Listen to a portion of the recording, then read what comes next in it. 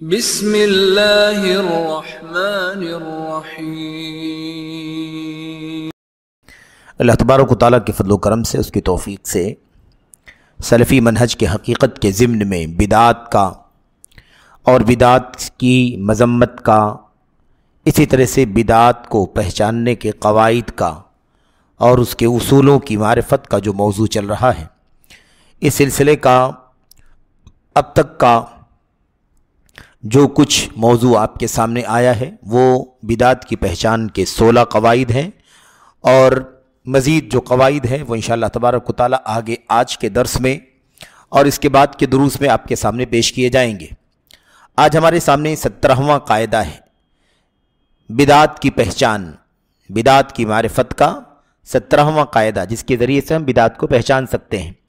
وہ قاعدہ یہ ہے کہ کفار، مشرکین، اہل کتاب، یہود، نصارہ، یہ سارے کے سارے، یعنی جو بھی اسلام کے علاوہ دیگر ملتیں ہیں، سارے کے سارے ان میں سے کسی کی بھی مشابہت اختیار کرنا ان چیزوں میں جو اسلام کے علاوہ ان ادیان و مذاہب کے یہاں بدعتیں پائی جاتی ہیں۔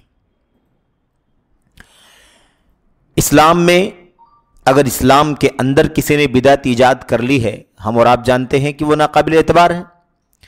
اب اگر کسی نے عیسائیت کے ماننے والے نے عیسائیت میں کوئی ایسی بدعت ایجاد کر لی ہے جو عیسیٰ علیہ السلام کی تعلیمات کا حصہ نہیں ہے، موسیٰ علیہ السلام کے ماننے والوں میں سے کسی نے کوئی بدعت ایجاد کر لی ہے جو یہودیت میں موجود نہیں ہے، یا ایسے ہی اور بھی بدعتیں، لیکن چونکہ یہ دونوں ادیان اور مذاہب ایسے ہیں جو آسمانی ہیں، اللہ تبارک و تعالیٰ نے آسمان سے ان مذاہب کو اتارا، اللہ کے معزز انبیاء اور رسول علیہم السلام بھیجے گئے، موسیٰ اور عیسیٰ علیہم السلام، ایسے ہی تورات جیسی مقدس کتاب اتاری گئی، پھر اس کے بعد انجیل اتاری گئی، اس لیے ان دونوں مذاہب کا خصوصیت کے ساتھ تذکرہ کیا جاتا ہے، ورنہ بالعموم اسلام کے علاوہ جہاں بھی کوئی مذہب، کوئی دھرم لوگ فالو کرتے ہیں تو ان مذاہب کی مشابہت اختیار کرنا بھی بدعت ہے، اس سے پہلے ہم لوگ گفتگو کر چکے ہیں،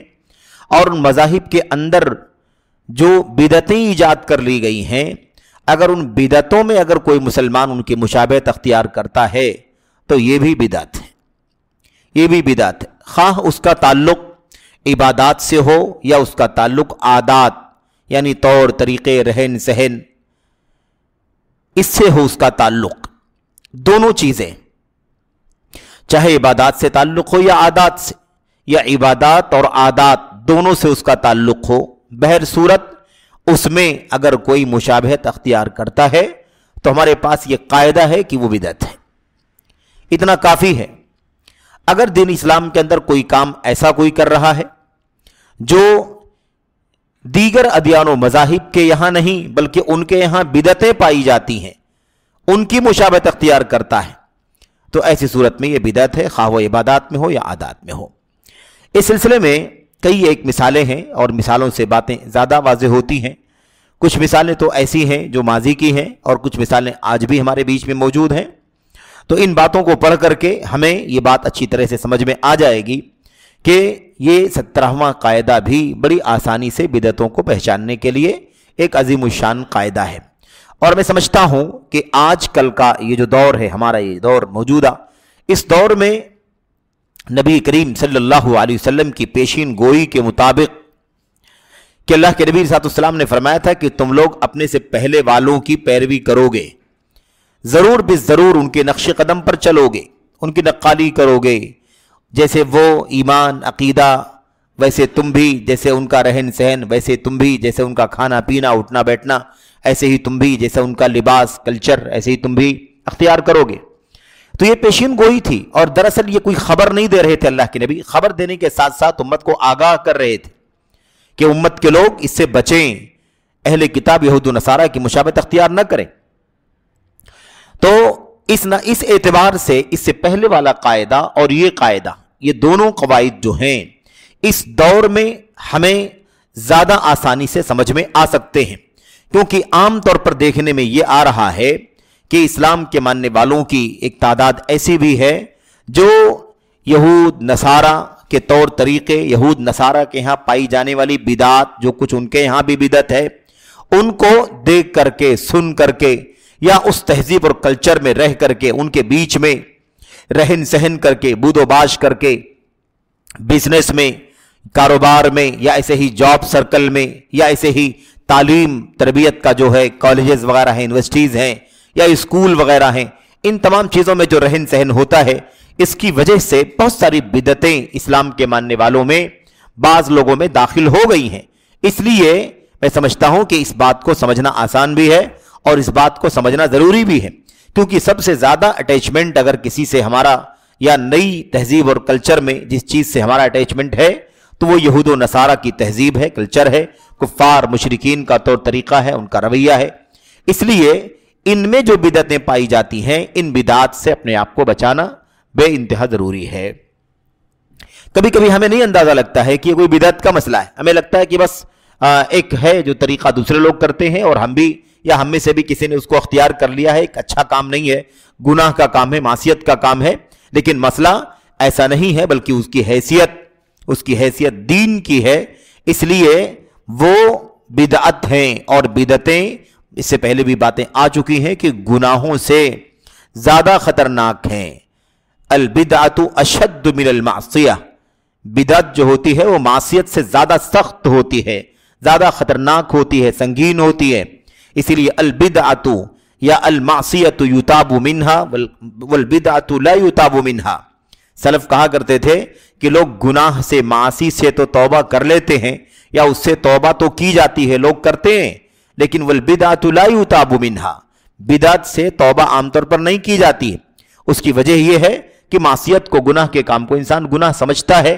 कभी उसके जहन में यह बात आ सकती है कि मैं किस कदर गुनहगार हूं, मुझे इस गुनाह से अपने आप को बचाने की जरूरत है, और बचाने की कोशिश भी करता है। लेकिन बिदअत से तौबा आमतौर पर नहीं की जाती। उसकी वजह यह है कि उसे इंसान दीन समझता है, अजर का काम समझता है, अच्छा काम समझता है, सवाब का काम समझता है, इसलिए उसे करता है। तो यह खतरनाक मसला है, सिर्फ मसला गुनाह का नहीं है, बल्कि इसकी हैसियत बिदअत की है। अब वो बातें मजीद समझने की है कि कौन सी बिदतें अहले किताब यहूद व नसारा के यहाँ ऐसी हैं जो हम मुसलमानों के यहाँ आ गई हैं, और उसकी हैसियत उन बिदात की है जिन बिदात का ताल्लुक अकीदे से है।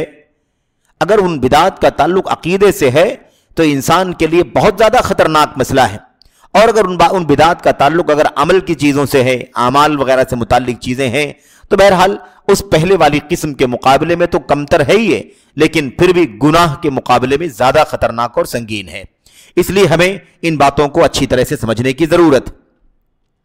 मिसाल, इस सिलसिले में अल्लामा आजुर्री रहमतुल्लाह अलैह ने, अल्लामा आजुर्री मशहूर इमाम हैं, आमतौर पर लोग इनका नाम लेते हैं, यानी उलमा आमतौर पर अपनी ज़बानों से अल्लामा आजुर्री रहमतुल्लाह अलैह ये बयान फरमाते हैं, कहते हैं कि उम्मत के लोगों की, इस उम्मत के लोगों की अक्सरियत का हाल ये है, अक्सरियत का हाल, और इस उम्मत के आम लोगों का हाल ये है।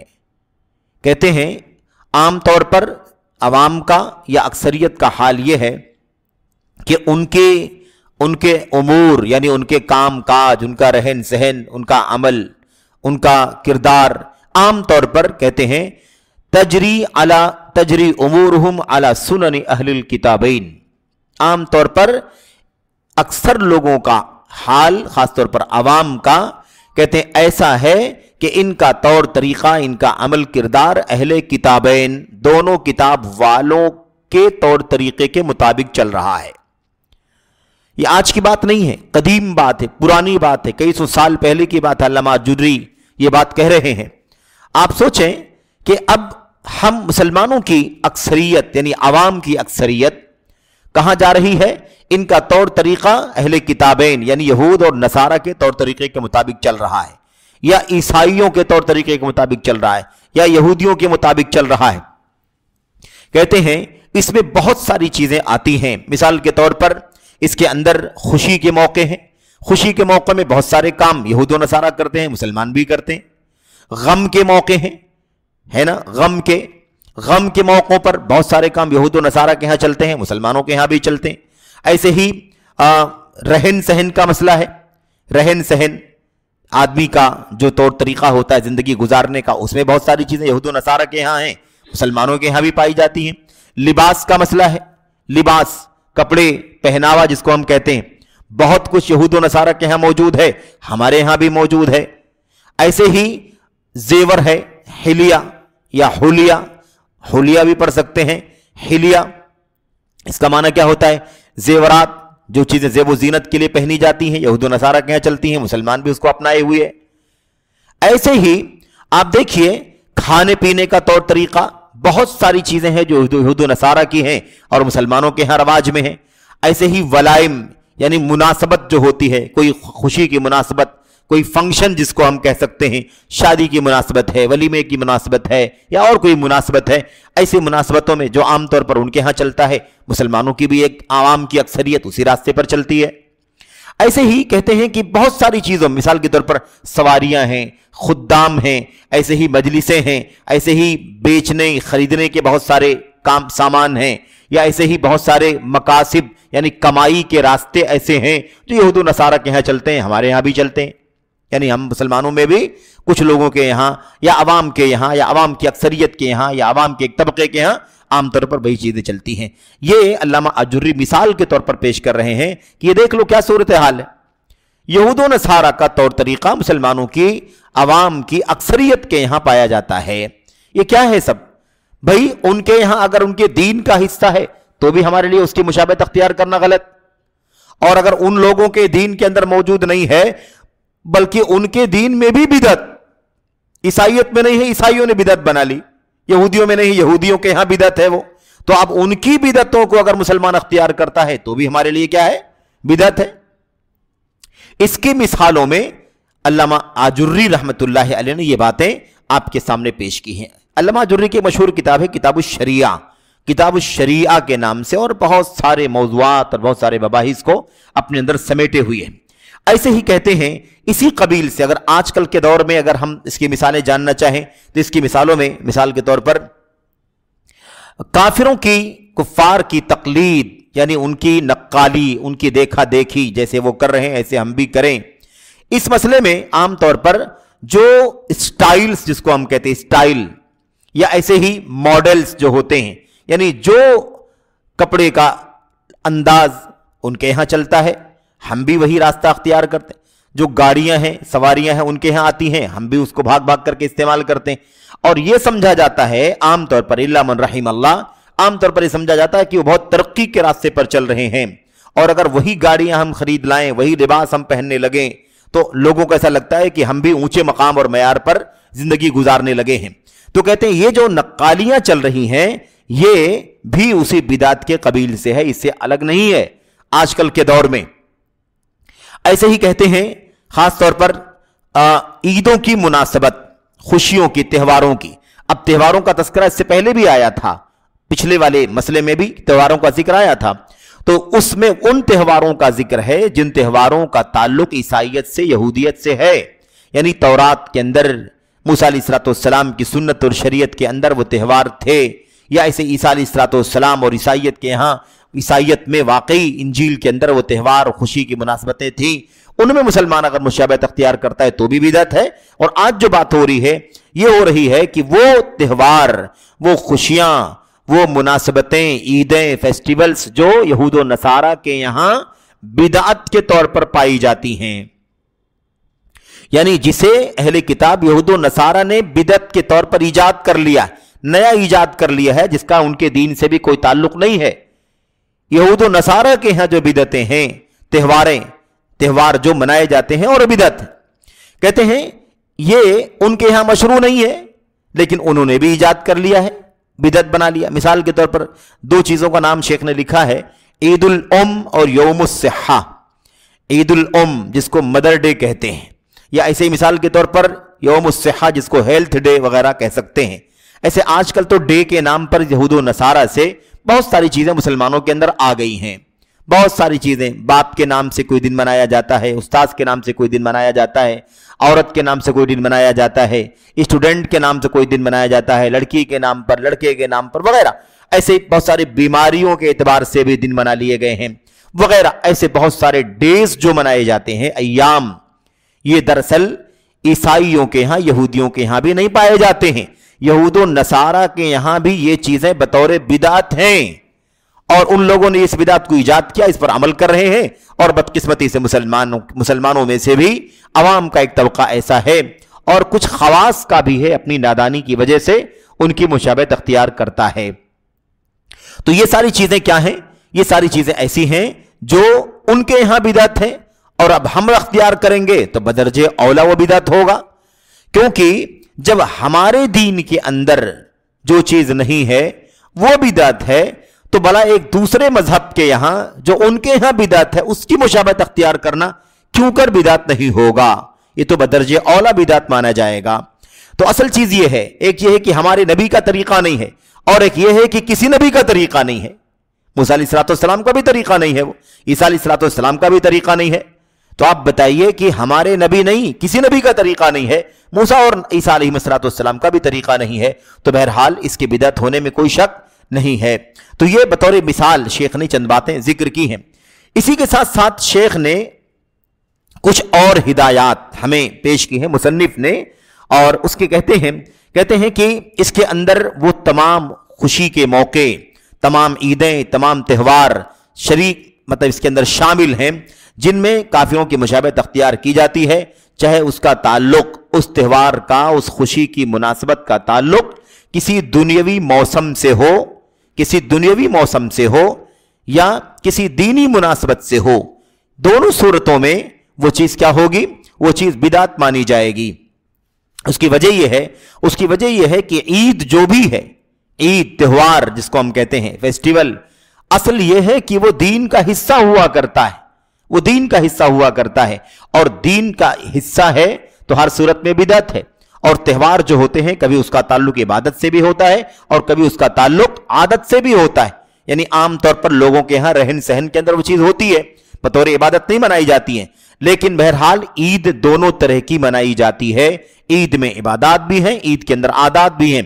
इसलिए ये तमाम की तमाम चीजें जो यहूद व नसारा के यहां पाई जाती हैं वो बिदअत हैं, और जो उनके यहां बिदअतें पाई जाती हैं उनकी मुशाबहत अख्तियार करना भी इस्लाम के अंदर बिदअत है। इस सिलसिले में अल्लामा इब्न तैमिया रहमतुल्लाह अलैह की एक बात नकल की गई है, मैं समझता हूं कि उसे नकल करना मुनासिब होगा इख्तिसार के बावजूद।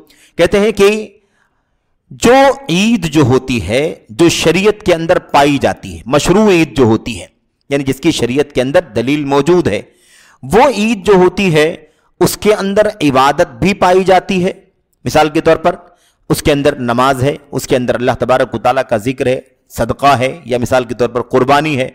और ऐसे ही उसी के साथ साथ आदात भी ईद के अंदर पाए जाते हैं। आदात क्या है? मिसाल के तौर पर भाई अभी कुर्बानी तो ईद है, कुर्बानी ईद है और कुर्बानी करना ये इबादत भी है और उसी के अंदर आदत भी है। आदत क्या है? वो जो गोश्त बड़ी मिकदार में कुर्बानी का जमा होता है, उस मुनासबत पर कुशादगी के साथ इंसान खाता है, कुशादगी के साथ अपनी बाल बच्चों को खिलाता है, पड़ोसियों तक पहुंचाता है, अइज़ा अकारिब तक पहुंचाता है, मिलने जुलने वालों तक पहुंचाता है, हत्ता कि गैर मुस्लिमों के लिए भी रवा और जायज है, उन्हें भी कुर्बानी का गोश्त दिया जा सकता है। तो आप देखिए कि ये ईद है, लेकिन ईद के अंदर इबादत भी है और आदत भी है, इबादत भी है और ऐसे ही साथ साथ में आदत भी है। तो शेखुल इस्लाम इस बात को पेश कर रहे हैं और इसको नकल करने का मकसद यह है, मुसन्निफ के मकसद यह है कि यह बात इब्न तैमिया रहमतुल्लाह अलैह की बात से भी साबित होती है कि त्यौहार के अंदर इबादत का भी पहलू पाया जाता है और आदत का पहलू भी पाया जाता है। जैसा कि कुर्बानी की एक मिसाल आई कि उसके अंदर इबादत भी है और उसी के साथ साथ कुशादा तौर पर आमतौर पर लोग उसके अंदर खाते खिलाते भी हैं।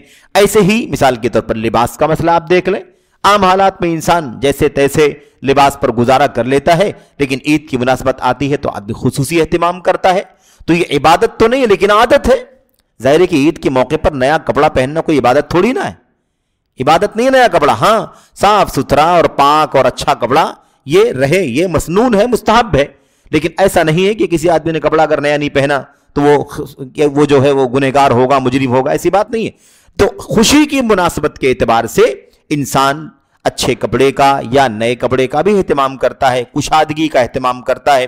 तो ये आदत भी है जैसे इबादत है, दोनों चीजें इसके अंदर पाई जाती हैं। اور دونوں صورتوں میں اب کوئی مسلمان یہود و نصارہ کی عبادات میں مشابہت اختیار کرتا ہے تو بھی دین کی مخالفت ہے، اور ان کے عادات اور طور طریقوں کی مشابہت اختیار کرتا ہے تو ایسی صورت میں دونوں صورتوں میں کیا ہے؟ دونوں صورتوں میں ایک مسلمان کے لیے خطرناک ہے، کیونکہ ہمیں اللہ کے دین کے اندر اس بات کا حکم ہے کہ ہم اہل کتاب یہود و نصارہ کی مخالفت کریں۔ مخالفت کرنے کی تعلیم ہے، تو بجائے اس کی کہ مخالفت کریں ہم موافقت کرنا شروع کر دیں، چاہے ان کی شریعت کی عیدیں ہوں یا شریعت کے عادات ہوں، یا مثال کے طور پر ان کے یہاں ایسی عیدیں ایسی چیزیں آ گئی ہوں عبادات کے قبیل سے جو بدعت ہوں، یا ایسی چیزیں آ گئی ہوں عادات کے قبیل سے جو بدعت ہوں، دونوں صورتوں میں اسلام ہمیں ان کی مخالفت کرنے کا حکم دیتا ہے، نہ تو ان کے مذہب اور دین کی مشابہت، نہ ان کے دین اور مذہب کے اندر ایجاد کی گئی بدعتوں کی مشابہت۔ دونوں چیزوں سے اللہ تبارک و تعالیٰ نے ہمیں دین اسلام کے اندر منع فرمایا ہے۔ اچھا، اب اس سلسلے میں دو پہلو ہمیں سمجھنا ہے۔ ایک تو یہ ہے کہ ہمیں مخالفت کیوں کرنی ہے یا ہمیں اسے دوری اختیار کیوں کرنی ہے، اس کے اندر دو پہلو ہیں۔ ایک پہلو ہے کہ کافروں کے یہاں بھی یہ سنت نہیں ہے، کافروں کے یہاں بھی کیا ہے؟ بدعت ہے۔ کافروں کے ہاں بھی بدعت ہے، یعنی بدعتیں ہیں نا، یہ یہود و نصارہ کے دین کے اندر نہیں ہے وہ، لیکن بدعت ہے۔ تو ایک تو بدعت ہے ان کے یہاں بھی، اس لیے بھی مخالفت کرنی ہے ہمیں، اور اس لیے بھی مخالفت کرنی ہے کہ ہمیں ان کی مشابہت سے بچنے کا حکم دیا گیا ہے۔ تو مشابہت بھی ہے، منع کیا گیا، اور ایسے ہی ان کے یہاں بھی بدعت ہے۔ یہ دونوں پہلو ایسے ہیں جس کی بنیاد پر ہمیں اس سے بچنے کی ضرورت ہے۔ کہتے ہیں ابن تیمیہ رحمۃ اللہ علیہ ایک بات پر غور کریں، کہتے ہیں فَإِنَّهُ لَوْ أَحْدَثَهُ الْمُسْلِمُونَ لَقَدْ كَانَ يَكُونُ قَبِيحًا، کہتے ہیں اگر اس تہوار کو اگر مسلمانوں نے ایجاد کر لیا ہوتا تو بھی بہت بری چیز تھی ہے، یعنی مسلمانوں نے اگر کوئی بدعت نکال لی ہو تو بھی کیا ہے؟ وہ بہت بری چیز ہے۔ کہتے ہیں فَكَيْفَ إِذَا كَانَ مِمَّن لَّمْ يَشْرَعْهُ نَبِيٌّ قَطُّ، تو بھلا اس کے بارے میں کیا کہا جائے گا جو کسی نبی نے مشروع ہی نہیں کیا ہے، یعنی ہمارے نبی نے تو نہیں کیا، کسی اور نبی کے یہاں بھی نہیں پایا جاتا ہے، نہ موسیٰ کے یہاں نہ عیسیٰ کے یہاں، بلکہ ان کے یہاں بھی کیا ہے؟ وہ ان کے یہاں بھی بدعت ہے۔ کہتے ہیں بل احدثہ الکافرون، کافروں نے اسے ایجاد کیا ہے۔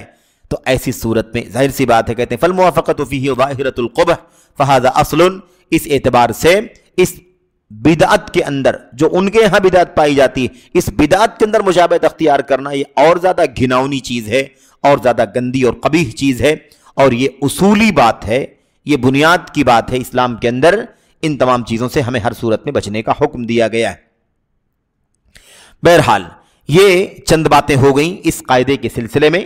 اس قاعدے کے حوالے سے کچھ باتیں مزید یہاں پر لکھی ہوئی ہیں، لیکن میں چاہتا ہوں کہ ان تفصیلات میں جائے بغیر ہم اگلے قاعدے کی طرف آگے بڑھیں، کیونکہ اختصار کے ساتھ ہی گفتگو کرنی ہے۔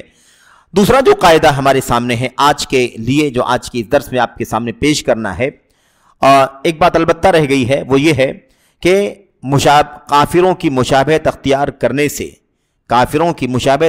کرنے سے اس لیے بھی بچنا ضروری ہے کیونکہ علی بن ابی طالب، عمر بن خطاب رضی اللہ تعالیٰ عنہ نے، علی بن ابی طالب نہیں بلکہ عمر بن خطاب رضی اللہ تعالیٰ عنہ نے کہا تھا اجتنبوا اعداء اللہ فی عیدہم یا فی اعیادہم فإن السخط ينزل علیہم۔ عمر بن خطاب رضی اللہ تعالیٰ عنہ نے یہ بات کہی تھی کہ اللہ تبارک و تعالیٰ کے دشمنوں کے عیدوں میں شریک ہونے سے بچو، اللہ کے دشمنوں کے تہواروں میں شرکت کرنے سے بچو۔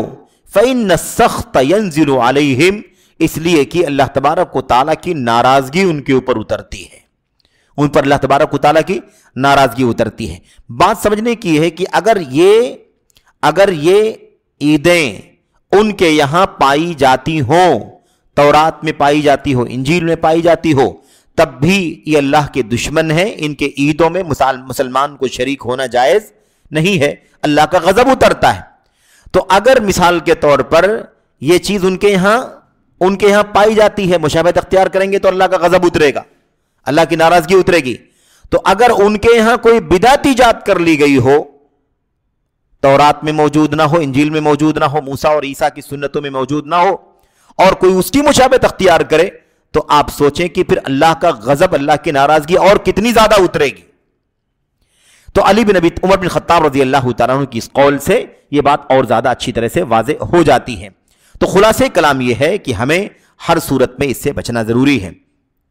एक आखिरी पहलू और भी हमें गौर कर लेना चाहिए, वो ये है कि जब एक मुसलमान गैर मुस्लिमों की ईदों में, उनके त्योहारों में शिरकत करता है, तो उसका एक नुकसान, इन सारे नुकसानात के अलावा एक नुकसान यह होता है कि जब आदमी किसी से जाहिरी तौर पर करीब होता है तो धीरे धीरे उसका जाहिर में करीब होना बातिन में करीब होने का सबब बनता है।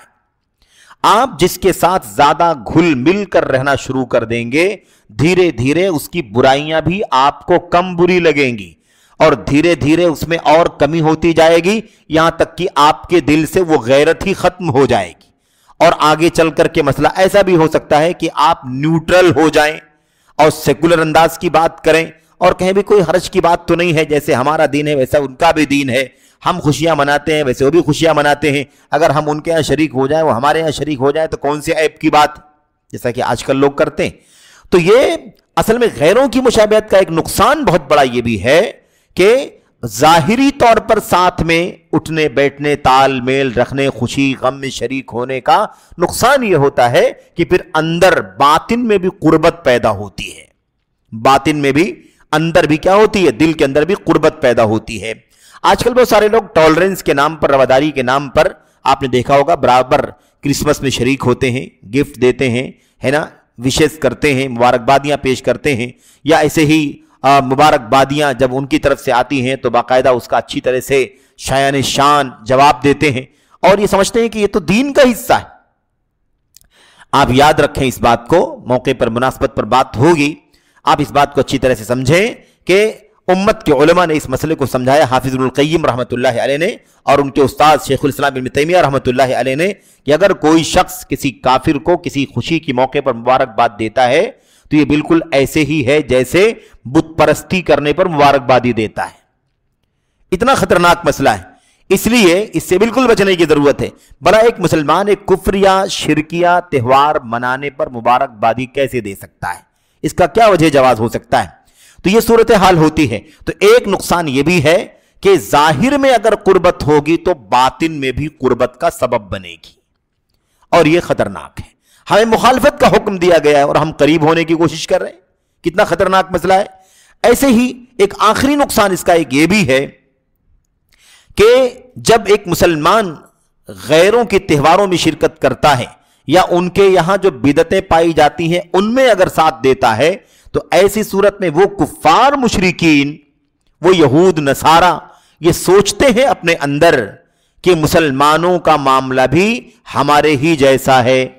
मुसलमानों के बारे में जो उनके दिल के अंदर एक अजमत पैदा होनी चाहिए, इस्लाम कितना अजीम दीन है, इस्लाम जिसकी किताब कुरान है, इस्लाम जिसकी बुनियाद सुन्नत है, उसकी अजमत का जो सिक्का उस काफिर के दिल में बैठना चाहिए यहूदी और ईसाई के यहां, बजाय इसके कि इस्लाम की हैबत उसके अंदर पैदा हो, इस्लाम उसके दिल के अंदर हकीर और मामूली बन जाता है। क्यों? इसलिए कि देखते हैं कि मुसलमान भी हमारे साथ साथ रहते हैं। और ये बात आजकल लोग कहते भी हैं। अगर आपको किसी बैंक में आप जाएं और बैंक वाला आपको, और आमतौर पर ये तकरीबन हम आपके साथ होता भी रहता है, आपको सूद की, इंटरेस्ट की स्कीमें बतलाई जाती हैं। अगर आप कह देते हैं कि नहीं भाई मुझे नहीं चलेगा, ये सूद हमारे यहाँ हराम है, इंटरेस्ट हमारे यहाँ हराम है, इसलिए कि मुसलमान हूं मैं और इस्लाम के अंदर इसकी गुंजाइश नहीं है, तो क्या कहते हैं? वो कहते हैं ये पहली बार हम ऐसे आदमी से मुलाकात कर रहे हैं जो कहता है कि हमारे यहाँ सूद हराम है। आपके कितने सारे भाई हैं जिनके यहां पर पेपर मौजूद हैं और उन लोगों ने स्कीमों में शिरकत की है और प्लान्स लिए हुए हैं और उनको साल भर, 2 साल, 5 साल, 6 साल के बाद डबल या उससे भी ज्यादा कई गुना रकमें उनको हम दे रहे हैं।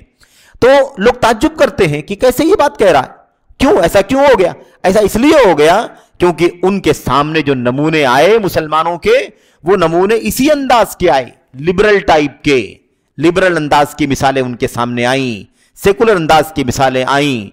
इस तरह से वो इस बात के आदी हैं कि मुसलमानों के यहां ऐसा कोई मसला तो नहीं है, اسی لیے اگر کوئی کہے شراب پی لو، آپ کہتے ہیں نہیں نہیں بھائی شراب تو حرام ہے ہمارے یہاں، یہ تو ام الخبائث سے ساری گندگیوں کی، ساری برائیوں کی جڑ ہے، ماں ہے. تو وہ کہتا ہے کیا بات کرتے ہو، ہمارے ساتھی ہیں، آپ کے ہی مسلمان ہیں، آپ کے برادری کے ہیں، یہ دیکھیے شراب میں ہمارے ساتھ میں رہتے، ہم ساتھ ساتھ میں جاتے ہیں پیتے ہیں، کبھی تو انہوں نے نہیں کہا کہ ہمارے یہاں نہیں چلتا. تو جب ہم کسی غیر مسلموں کی تہوار میں، خوشی میں، یا ان کے یہاں جو بدعت کے تہوار پائے جاتے ہیں جو ان کے یہاں بھی نہیں ہے، ان میں شرکت کرتے ہیں، تو اس سے اسلام کی عظمت کمزور ہوتی ہے، اسلام کی ہیبت کمزور ہوتی ہے، اسلام کا رعب و دبدبہ کمزور ہوتا ہے، اور اسلام ایک طرح سے داغدار ہوتا ہے، اسلام عیبدار بنتا ہے، اور ان کو طنز و تعریض کرنے کا موقع ملتا ہے. وہ اسلام کو، مسلمانوں کو ذلیل اور حقیر سمجھتے ہیں، اس لیے کہ ان کے دل میں یہ بھی ہوتا ہے کہ یہ دیکھو مسلمان ہیں جو ہمیں غلط کہتے ہیں، لیکن ہمارے ہی ساتھ میں اٹھنا بیٹھنا کرتے ہیں، ہمارا ہی معاملہ کرتے ہیں، ہماری جیسا کاروبار کرتے ہیں، ہماری ہی طرح سے جو ہم کھاتے پیتے ہیں، حرام حلال کوئی ہمارے یہاں کوئی فرق نہیں ہے، وہ سب ہمارے ساتھ ساتھ مسلمان بھی کرتے ہیں. تو ایسی صورت میں اسلام حقیر سمجھا جاتا ہے، اسلام ان کے ذہنوں میں، ان کے دلوں کے اندر معمولی ہوتا ہے، اور اس کام کے ذریعے سے وہ خوش ہوتے ہیں، مست و مگن ہوتے ہیں، ان کے دلوں کے اندر، سینوں کے اندر کشادگی پیدا ہوتی ہے کہ یہ دیکھو ہم ہی اونچے ہیں، اور اسلام کے ماننے والے مسلمان ہمارے دستے نگر ہیں، ہمارے غلام ہیں، یہ دیکھو ہمارے ساتھ ساتھ میں اٹھتے بیٹھتے ہیں. تو یہ ہے بہرحال اس طرح سے اس کا نقصان ہے، اس لیے اس سے بچنے کی ضرورت ہے، کیونکہ یہ چیزیں انسان کے لیے ہر اعتبار سے نقصان دہ ہیں. تو بدعت کی پہچان بہت ساری ہے، ان میں سے ایک پہچان یہ بھی ہے کہ غیر اسلامی تہذیبوں کے یہاں جو بدعتیں پائی جاتی ہیں ان میں مشابہت اختیار کی جائے تو یہ بھی بدعت ہے. یہ ہے خلاصہ بالکل اختصار کے ساتھ 17ویں قاعدے کا. 18واں قاعدہ ہمارے سامنے ہے، اور آج اختصار کے ساتھ اس قاعدے پر بات کر کے گفتگو ختم کی جائے گی. 18واں قاعدہ کیا ہے؟ یہ ہے، اور معروف چیز ہے یہ ہے اصل میں جاہلیت کا کوئی کام کرنا، ایسا کوئی کام کرنا جو زمانے جاہلیت میں تھا اور اسلام نے آ کر کے اسے مٹا دیا ہے، ختم کر دیا ہے. اگر ان کاموں میں سے کوئی کام اگر مسلمان آج کرے گا تو وہ دین اسلام کے اندر بدعت قرار پائے گا. جاہلیت کا کام، جاہلیت کا کوئی بھی کام اگر مسلمان کرتا ہے تو وہ بدعت قرار پائے گا، بشرطے کہ وہ جاہلیت کا کام اسلام نے باقی نہ رکھا ہو. اگر اسلام نے بھی باقی رکھا ہے تو کوئی حرج کی بات نہیں، پھر تو دین کا حصہ ہے وہ. لیکن اگر اسلام نے مٹا دیا ہے اور جاہلیت میں وہ چیز چلتی تھی تو آج اس کام کو کرنا بدعت شمار کیا جائے گا. یہ ہے 18واں قاعدہ. اور اس سلسلے میں تو ہم اس بات کو اچھی طرح سے جانتے ہیں کہ بھئی اسلام آیا تھا وہ جاہلیت کو ختم کرنے کے لیے آیا تھا. اب جاہلیت میں کیا کیا چیزیں ہوتی تھیں جسے اسلام نے ختم کیا ہے، اس کو مسلمان کو جاننا بہت ضروری ہے. یاد رکھیں، اگر ہم جاہلیت کو نہیں سمجھیں گے تو صحیح معنوں میں اسلام کو بھی نہیں سمجھیں گے. اسلام کو حقیقت میں سمجھنے کے لیے جاہلیت کو بھی سمجھنا ضروری ہے، تاکہ ہم پتہ چلیں کہ کیا مٹانا تھا اور کیا مٹا کر کے کیا کرنا تھا. اسلام کیا مٹانے کے لیے آیا تھا اور کون سی تعلیم انسانیت کو دینے کے لیے آیا تھا. اگر ہم یہ نہیں جانیں گے تو پھر صحیح معنوں میں اسلام کے پیغام کو نہیں سمجھیں گے. اچھا، جاہلیت کسے کہتے ہیں؟ جاہلیت کے سلسلے میں حافظ ابن تیمیہ رحمۃ اللہ علیہ، شیخ الاسلام ابن تیمیہ رحمۃ اللہ علیہ فرماتے ہیں، کہتے ہیں جاہلیت سے مراد ہے اسلام سے پہلے جو دین، عقیدہ، تہذیب، کلچر، رہن سہن، جو کچھ بھی اسلام سے پہلے والا تھا اسی کو جاہلیت کہتے ہیں. اسی کو یعنی ما قبل الاسلام کو جاہلیت کہتے ہیں. اسلام سے پیشتر کے جو حالات تھے اسی کو جاہلیت کہا جاتا ہے. اور اس کے بعد عرب کے بہت سارے لوگ جو جاہلیت کی روش، جاہلیت کے طور طریقے پر چلنے لگے، وہ بھی جاہلیت کا حصہ ہے. ٹھیک ہے، یہ ہے جاہلیت کا سرسری طور پر معنی. بطور مثال جاہلیت کی چیزوں کی، جاہلیت کے کاموں کی مخالفت کرنا ضروری ہے، اور اس کی مشابہت اختیار کرنا یہ بدعت ہے. تو جاہلیت کا کوئی بھی کام، مثال کے طور پر اللہ کے نبی علیہ الصلوۃ والسلام کی 1-2 مثالیں حدیث کی دی گئی ہیں، وہ میں آپ کے سامنے واضح کر دوں. صحیح مسلم میں اللہ کے نبی علیہ الصلوۃ والسلام نے فرمایا ہے، اربع فی امتی من امر الجاہلیہ لا یترکونہن الفخر بالفی الاحساب والطعن في الانساب والاستسقاء بالنجوم والنياحة على المیت. یہ اللہ کے نبی صلی اللہ علیہ وسلم کی مشہور حدیث ہے. اس میں بیان فرماتے ہیں کہ اللہ کے نبی نے فرمایا کہ 4 چیزیں میری امت میں جاہلیت والی ہیں. میری امت میں 4 چیزیں کیسی ہیں؟ جاہلیت کی ہیں. جو جاہلیت میں لوگ کرتے تھے وہی 4 کام میری امت کے لوگ اسلام آنے کے بعد بھی کر رہے ہیں. لا یترکونہن، کچھ لوگ ایسے ہیں جو ان جاہلیت کے 4 کاموں کو چھوڑیں گے نہیں، یعنی کرتے رہیں گے. حالانکہ اسلام آنے کے بعد یہ جاہلیت کے کام کیا ہو جانا چاہیے؟ ختم ہو جانا چاہیے. لیکن پھر بھی میری امت کے کچھ لوگ ان 4 کاموں کو جو جاہلیت کے کام ہیں ضرور کریں گے، چھوڑیں گے نہیں. 4 کام کیا؟ پہلا کام الفخر فی الاحساب، حسب نسب جس کو کہا جاتا ہے نا، حسب نسب، برادری جس کو ہم کہتے ہیں، اونچا خاندان، اونچی برادری، ٹھیک ہے، اس میں فخر کرنا. اس میں کیا کرنا؟ فخر کرنا. اب آدمی برادری کے نام پر فخر کرے، میں فلاں برادری کا ہوں اس لیے میں اونچا ہوں، تم اس برادری کے ہو اس لیے تم نیچے ہو. یہ کیا ہے؟ یہ اسلام کا طریقہ نہیں ہے. اسلام میں کیا ہے؟ ان اکرمکم عند اللہ اتقاکم، تم میں سے سب سے زیادہ اللہ تبارک و تعالیٰ کو معزز محترم کون ہے؟ جو سب سے زیادہ اللہ تبارک و تعالیٰ کا تقوی اختیار کرنے والا ہے. اللہ کے دین کا پیمانہ یہ ہے. کالا، گورا، عرب، عجم ہے کہ نہیں؟ اس کے علاوہ ذات پات برادری، اس کا اسلام سے کوئی لینا دینا نہیں. جاہلیت کا طریقہ تھا، جاہلیت کا. تو احساب پر فخر کرنا، خاندانی شرافت پر کیا کرنا؟ فخر کرنا. میں فلاں برادری کا ہوں، میں فلاں برادری کا ہوں، میں فلاں سرنیم کا ہوں، یا فلاں جو بھی ہے، اس کو کہتے ہیں احساب، حسب. تو یہ کیا ہے؟ اس پر فخر کرنا. یہ جاہلیت کا طریقہ ہے. آج بھی مسلمانوں کی بات لوگوں کے یہاں موجود ہے. ان کے یہاں ایک دم شدت سے اس کو فالو کیا جاتا ہے کہ میں اس برادری کا ہوں اس لیے میں اونچا ہوں، اور بقیہ تم لوگ نہیں اس برادری کے تو ہم سے نیچے ہو. یہ سوچ غلط. ایمان اور تقوی کی بنیاد پر اللہ تبارک و تعالیٰ کے ہاں برتری ہے، اور ایمان اور تقوی کی بنیاد پر اگر وہ کمزور ہیں تو اللہ تعالیٰ کے ہاں کہتری ہے، کمزور مانا جائے گا انسان. یہ سب سے اہم چیز. ایک آدمی ایمان اور تقوی اور اخلاص کے اعلیٰ مقام پر فائز ہو اور دنیا کے معیار کے مطابق اگر وہ کسی معمولی برادری کا ہو تو کیا اس کا مقام اللہ تعالیٰ کے یہاں کم ہوگا؟ یہ جاہلیت کا طریقہ ہے جو مسلمانوں کے اندر رواج میں آ گیا ہے. ایسی والطعن فی الانساب، نسب میں تانا کرنا، نسب پر عیب لگانا. نسب پر عیب لگانا، تمہارے دادا تو فلاں تھے، تمہاری ماں تو مثال کے طور پر لوڈی تھی، تمہارا فلاں یہ تھا. اس طرح کے بہت سارے لوگ کرتے ہیں. تو نسب پر، یعنی جو شجرہ ہوتا ہے نا، باپ دادا پردادا، اس پر عیب جوئی کرنا، عیب لگانا کہ تمہارے نسب نامے کے اندر دیکھو تمہاری ماں تو فلاں خاندان کی تھی، کالی کلوٹی تھی، غلام تھی، لوڈی تھی، یہ تھی وہ تھی، مثال کے طور پر.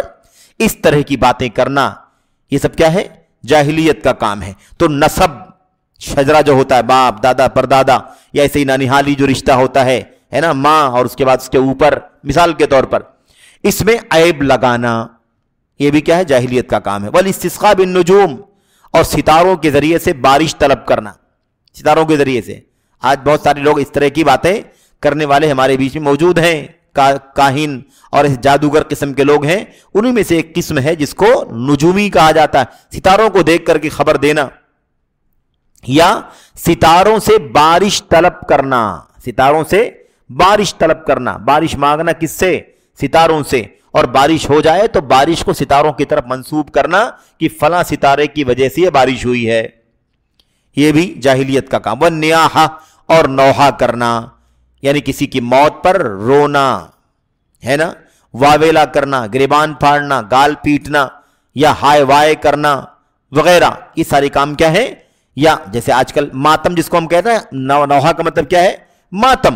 اب ماتم کا معاملہ آپ دیکھیں کتنا آگے بڑھ چکا ہے.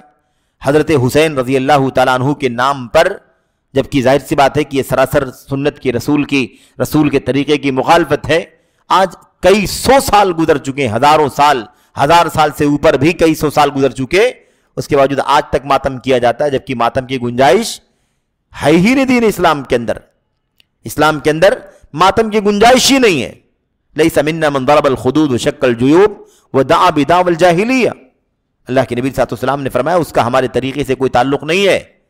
وہ اس کا طریقہ ہمارا طریقہ الگ ہے، جو کیا کرے؟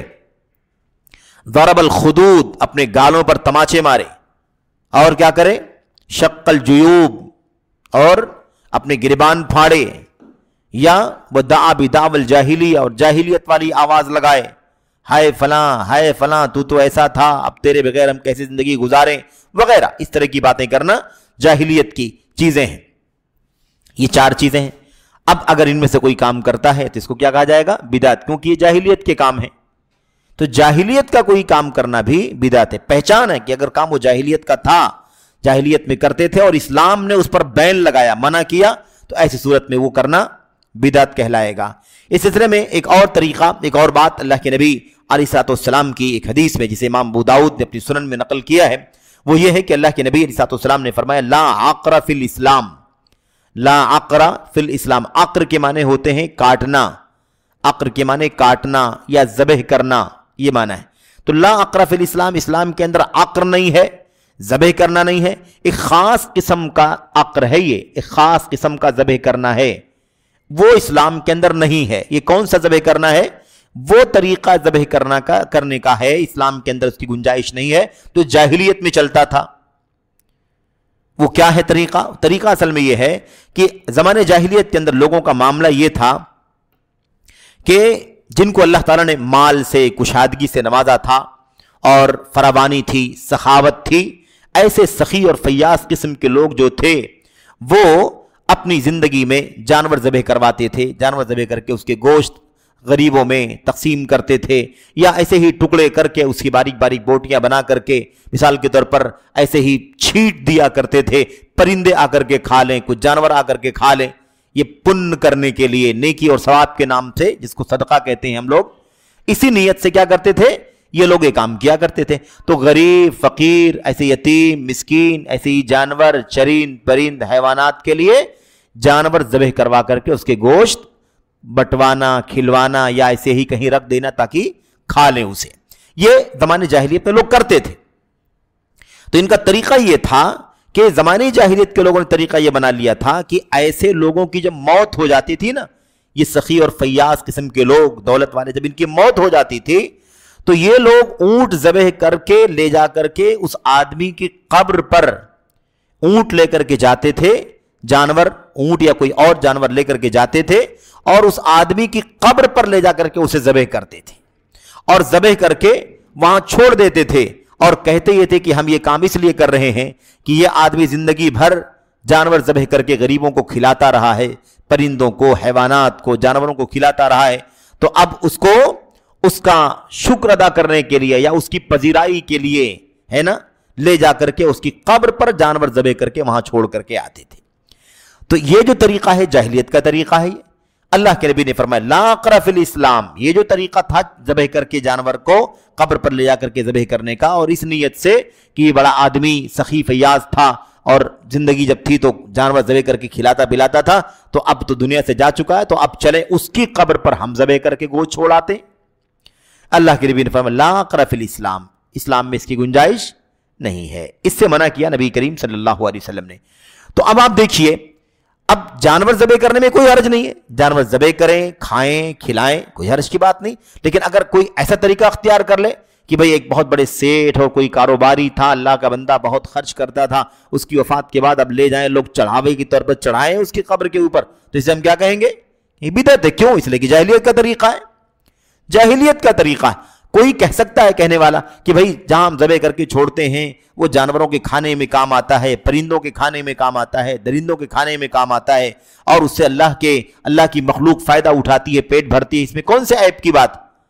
तो इस तरह की तावील करने से वो चीज जायज नहीं हो जाएगी, बल्कि उसे बिदात कहा जाएगा। क्यों? इसलिए कि वो तरीका इस्लाम का नहीं है, जाहिलियत का तरीका है। ऐसे ही एक मिसाल और शेख ने दी है, और वो मिसाल भी ज़माने जाहिलियत से निकलकर आज मुसलमानों में आ गई है। मेरे भाइयों, शेख ने एक मिसाल पेश की है, वो ये है कि लोगों के यहां जो खुशी की कोई बात आती है तो लोग जानवर ज़बह करके लोगों को खिलाते पिलाते हैं, लोगों को खिलाते पिलाते हैं। चलो ठीक है, कोई बात नहीं है, लेकिन ज़माने जाहिलियत का तरीका मुसलमानों के यहां भी, बाज़ मुसलमानों के यहां भी पाया जाता है। बाज़ मुसलमान, अल्लाह का शुक्र है, ये आम बात नहीं है, बाज़ लोगों के यहां पाया जाता है। वो ये है कि अगर बच्चा पैदा हुआ, बेटा पैदा हुआ, मेल, اگر بیٹا پیدا ہوا تو بڑی خوشی ہوتی ہے کہ بھائی بچہ پیدا ہوا ہے، تو اب بڑے اہتمام سے 100-200 نہیں 500 لوگوں کی دعوت دیں گے، قرض لے کر کے لوگ دعوت دیتے ہیں، خوشی کے مارے پھولے نہیں سماتے، اور لوگوں کو جانور ذبح کر کے اس کے گوشت کھلاتے ہیں، اچھی دعوت کرتے ہیں۔ لیکن اگر وہی بیٹی پیدا ہو جائے تو پھر رنج اور غم میں ڈوب جاتے ہیں، مشکل سے کسی کو کھلانا گوارا نہیں کرنا چاہتے، مشکل سے اگر کبھی خوشی ہوئی یا لوگوں کے تانے سے بچنے کے لیے کبھی بعض لوگ مٹھائی بانٹ دیتے ہیں۔ یہ طریقہ کہاں سے آیا ہے؟ یہ جاہلیت کا طریقہ ہے۔ اب یہ چیز ہمارے سماج میں ہے، رواج میں، ہمارے سماج کے بعد لوگوں کے یہاں طریقہ پایا جاتا ہے کہ لڑکی پیدا ہوگی تو بس رنجیدہ ہو جائیں گے، غم، لڑکی پیدا ہو گئی، اور لڑکا پیدا ہوگا بہت خوشی، دعوت پر دعوت، بہت سارے لوگوں کو بلانا کھلانا، لڑکی سے نفرت اور لڑکے کی پیدائش پر خوشی کا اظہار۔ یہ زمانے جاہلیت کا طریقہ ہے، یہ معمولی گناہ نہیں ہے، بدعت ہے، بدعت، کیونکہ جاہلیت کا طریقہ ہے، اسلام میں یہ چیز موجود نہیں ہے۔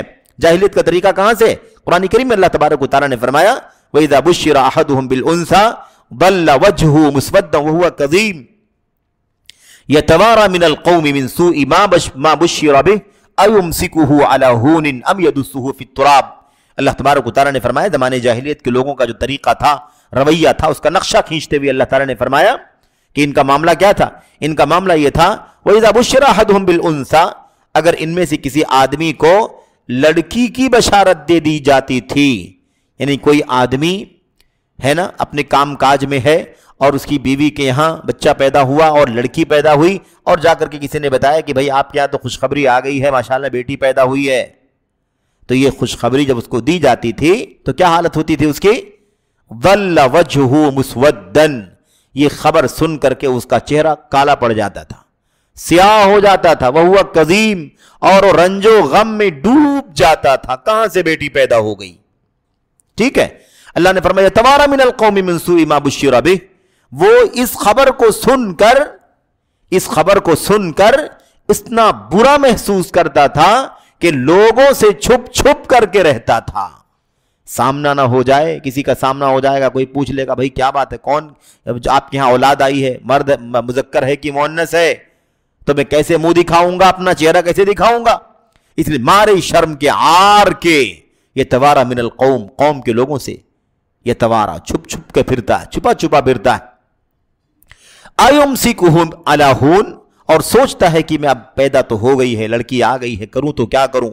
ایمسکہ علی ہون، کیا ذلت برداشت کرتے ہوئے اسے زندہ رکھوں، ام یدسہ فی التراب، یا پھر اسے زندہ ہی مٹی میں دفن کر دوں، جیسا کہ جاہلیت کا طریقہ تھا۔ تو یہ بھی کیا ہے بھائی؟ جاہلیت کے کام کی ایک مثال ہے جو آج بعض مسلمانوں کے یہاں پائی جاتی ہے۔ یہ بدعت ہے، یہ صرف عام گناہ نہیں ہے، عام منکر نہیں ہے، بلکہ بدعت ہے، جاہلیت کا طریقہ ہے۔ اسی قبیل سے اور بھی مثالیں ہو سکتی ہیں۔ مثال کے طور پر ایک مثال ہمارے سماج کی وہ بھی ہے، میراث میں عورتوں کو محروم کر دینے والی بات۔ وراثت میں، زمانے جاہلیت میں وراثت میں صرف مرد حقدار بنتے تھے، حصے دار۔ حصہ کس کو ملے گا؟ مرنے والے کی موت ہو گئی تو حصے دار صرف مرد۔ کیوں؟ کہتے تھے کہ عورتوں کو کیوں دینا، محنت ہم کرتے ہیں، مشقت ہم کرتے ہیں، کوئی حملہ لڑائی ہوتی ہے تو ہم مقابلے کے لیے جاتے ہیں، پیسے ہم کماتے ہیں، روزی روٹی کی دوڑ بھاگ ہم کرتے ہیں، جنگ اور کیا نام ہے جو حملے وغیرہ ہوتے ہیں دشمن کے اندر کے باہر کے، سارا ڈیفنس ہم کرتے ہیں، تو یہ مال کی وراثت کیوں ان عورتوں کو دی جائے؟ صاف صاف ان کے ہاں طریقہ یہ تھا۔ ظاہر سی بات، طریقہ کس کا تھا؟ جاہلیت کا طریقہ تھا۔ اسلام نے ختم کیا، اور میں آپ کو بتاؤں کہ وراثت کا سارا جو نظام اترا ہے نا، سارے احکام قرآن و سنت میں اترے، یہ عورتوں کو حق دینے کے لیے وراثت کا نظام اتارا گیا۔ مرد تو پہلے سے ہی ہڑپ کر لیا کرتے تھے، ان کو دینے کے لیے نازل نہیں ہوا ہو، ان کو کنٹرول میں لانے کے لیے اور عورتوں کو حق دلانے کے لیے وراثت کے احکام نازل ہوئے ہیں۔ جتنی آیتیں اتری ہیں نا میراث کے بارے میں، یاد رکھیں اس کا جو پورا پس منظر ہے وہ عورتوں پر ہونے والا ظلم ہے۔ عورتوں پر ظلم ہوتا تھا، زمانے جاہلیت میں جو طریقہ چلتا تھا، اسلام کے بعد بھی وہی طریقہ لوگ چلتے تھے، اسی پر عمل کرتے تھے۔ نبی کریم صلی اللہ علیہ وسلم کے پاس ایک دو شکایتیں آئیں تو اللہ کے نبی صلی اللہ علیہ وسلم نے فرمایا کہ رک جاؤ، اللہ تبارک و تعالیٰ کی طرف سے اس سلسلے میں جو حکم آئے گا اس کے مطابق عمل کرنا، اور اس کی تفصیلات میں اس میں جانا نہیں چاہتا۔ اس سلسلے میں صوبائی جمعیت اہل حدیث ممبئی سے ایک چھوٹی سی کتاب شائع ہوئی ہے، عورتوں کا حق وراثت اور جدید جاہلیت۔ عورتوں کا حق وراثت اور جدید جاہلیت، اس عنوان سے ایک کتاب چھوٹی سی شائع ہوئی ہے، مختصر رسالہ ہے۔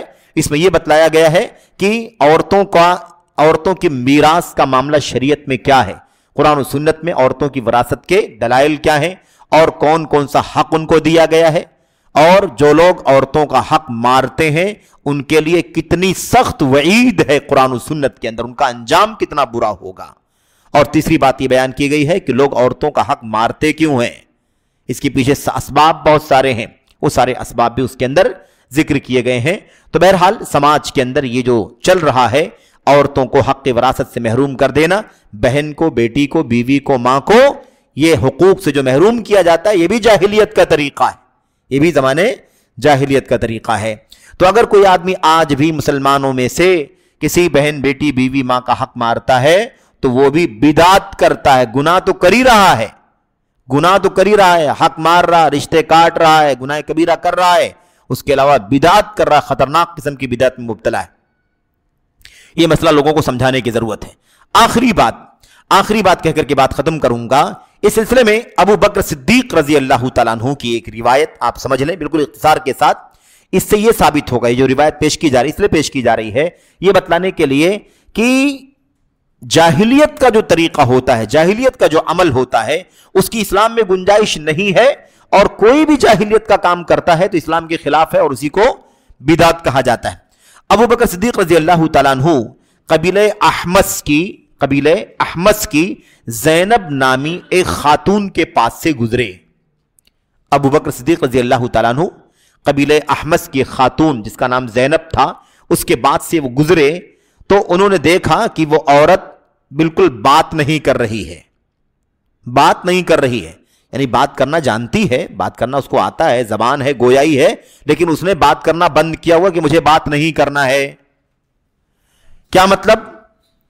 یعنی اس نے یہ طے کر لیا ہے کہ میں بات نہیں کروں گی، جیسے جاہلیت میں لوگ کرتے تھے، کھانا نہیں کھاؤں گی، پانی نہیں پیوں گا، کھانا نہیں کھاؤں گا، ایسے ہی تیل نہیں لگاؤں گا وغیرہ، اس طرح سے اس نے یہ طے کر رکھا ہے کہ میں بات نہیں کروں گی۔ تو ابو بکر صدیق رضی اللہ تعالیٰ عنہ جب وہاں سے گزرے تو آپ نے پوچھا ما لہا لا تتکلم، کیا بات ہے، یہ بات کیوں نہیں کر رہی ہے؟ تو لوگوں نے بتایا حجت مسمتہ، کیا مطلب؟ اس نے یہ طے کر لیا ہے کہ میں بات نہیں کروں گی، اس نے یہ طے کر لیا کہ بات میں نہیں کروں گی۔ قال لہا، ابو بکر صدیق نے اس خاتون سے کہا تکلمی فإن هذا لا يحل هذا من عمل الجاہلیہ، یہی بتانا ہے آپ کو کہ اللہ کے نبی ابو بکر صدیق رضی اللہ تعالیٰ عنہ اس خاتون سے کہا تکلمی، بھئی کیوں بات نہیں کرتی ہو، بات کرو، بات کیوں نہیں کرتی ہو، بات کرو۔ فإن هذا لا يحل، کیونکہ یہ تمہارے لیے حلال نہیں ہے، بات بند کرنا، بولنے سے باز رہنا تمہارے لیے حلال نہیں ہے۔ هذا من عمل الجاہلیہ، ابو بکر صدیق نے کیا کہا؟ یہ جاہلیت کا عمل ہے۔ اب ابو بکر صدیق نے اس خاتون کو یہ تو بتلایا بات کرو، بات کرنا حلال نہیں، بات بند کرنا حلال نہیں ہے، ساتھ ساتھ ابو بکر صدیق نے کیا کہا؟ ابو بکر نے کہا ہذا من عمل الجاہلیہ، یہ جاہلیت کا عمل ہے، جاہلیت کا کام ہے یہ جو تم کر رہی ہو۔ یہ جملہ ابو بکر صدیق رضی اللہ تعالیٰ عنہ کا ہمیں اس سے سبق ملتا ہے کہ جاہلیت کا کوئی کام اگر اسلام کے اندر کوئی کر رہا ہے تو اس کا بھی دین اسلام سے کوئی تعلق نہیں ہے، یہ جاہلیت کا عمل ہے، یعنی بدعت ہے، اس کو بھی بدعت کہتے ہیں۔ اسی سے کہتے ہیں جب ابو بکر صدیق نے سمجھایا اور کہا جاہلیت کا کام ہے، تم کو بات کرنا چاہیے، تو کہتے ہیں فتکلمت، اس عورت نے بات کرنا شروع کر دیا، بات کی، یعنی اس کو سمجھ میں بات آ گئی کہ میرا یہ طریقہ جاہلیت کا اور میں گنہگار ہو جاؤں گی اس کے اندر، تو بات کیا اس نے۔ فقالت، بات جب کرنا شروع کیا تو پہلا سوال اس نے کیا کیا؟ من انت، آپ کون ہیں؟ کون سا آدمی آ گیا جو اتنی صراحت کے ساتھ کہتا ہے کہ تم بات کرو، بات بند کرنا حلال نہیں ہے، جاہلیت کا طریقہ ہے۔ یہ انکار منکر کیا نا ابو بکر صدیق رضی اللہ تعالیٰ عنہ نے، تو پہلا سوال کیا اس نے؟ من انت، تم کون ہو؟ ابو بکر صدیق نے کہا امرؤ من المہاجرین، میں مہاجرین میں سے ایک آدمی ہوں، یہاں کا نہیں ہوں، مدینے کا، میں مہاجر ہوں، مکے کا تھا، وہاں سے ہجرت کر کے مکہ سے مدینہ میں آیا ہوں، انہی مہاجرین میں سے ایک ہوں۔